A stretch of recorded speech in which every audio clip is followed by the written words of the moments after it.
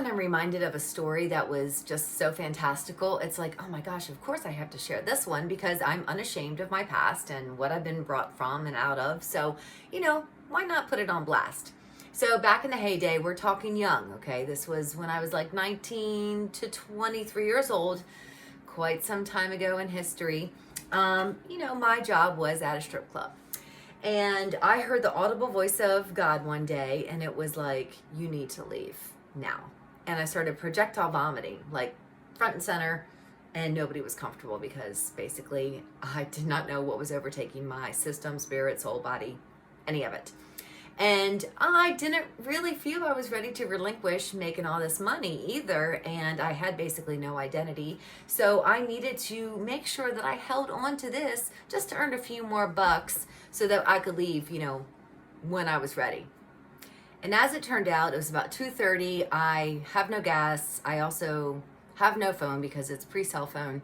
And I pull into this gas station. It's in Anacostia, which is not a safe area for anybody, much less me.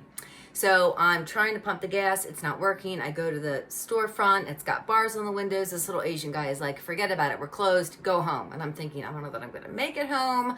I better at least call home to say I'm going to be a little bit late because clearly I can't get gas here.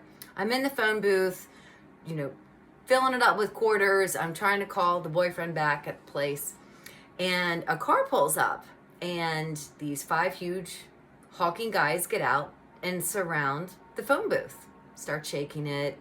They're like, what you gonna do, little girl? And I'm thinking, I'm gonna die. That's what I'm gonna do. You want me to admit that I'm ready to meet my maker, and I'm gonna get killed. Yep, I was scared crapless, and I'm sure I had peed myself already. And I'm starting to pray. I'm like, I am sorry, Lord Jesus. I will leave the club. I will get the hell out of there. I will never come to this area again. Just please do not allow me to suffer. And the next thing you know, I see the little Asian guy coming out of the store, and he's got a bat. And he starts wielding it, and he smashes the windshield of this car that these guys got out of. And I'm like, oh my gosh, we're all gonna die now. And I'm thinking, he's toast.